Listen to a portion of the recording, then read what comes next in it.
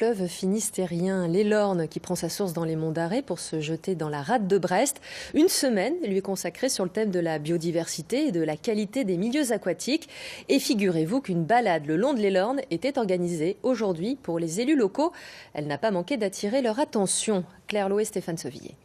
Pour observer sur le terrain comment se décline la biodiversité, des élus de la région brestoise ont chaussé les bottes ce matin pour cheminer le long de l'Elorn. La rivière qui alimente en eau potable le Nord Finistère est classée depuis 2011. Ici, on est sur un site Natura 2000, c'est parce qu'on a des espèces et des habitats qui sont rares et menacés à l'échelle européenne. C'est le cas du saumon et de la loutre. Leur présence est attestée, mais peut être remise en cause par toutes sortes de projets. Le remblaiement de zones humides, la destruction des arbres, des cours d'eau ou encore des projets. Par exemple, un projet de passerelle ou de pont dans la rivière qui pourrait déclencher du substrat, qui pourrait colmater des frayères.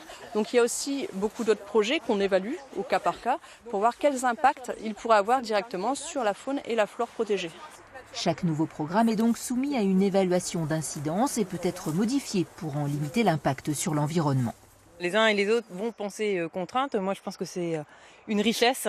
Il y a eu beaucoup d'alertes ces temps derniers qui ont été données et qui nous ont rappelé l'urgence de protéger cette biodiversité, parce que cette biodiversité, finalement, c'est la vie sur notre territoire et c'est ce que nous devons protéger avant tout.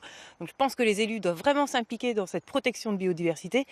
Ça nous oblige à changer nos façons de faire. C'est pas évident de changer de cap, c'est pas évident de changer de direction, mais je pense que c'est le rôle des élus. En 20 ans, le renforcement de la réglementation a permis de faire baisser le taux de nitrate de 40 à 25 mg par litre en moyenne.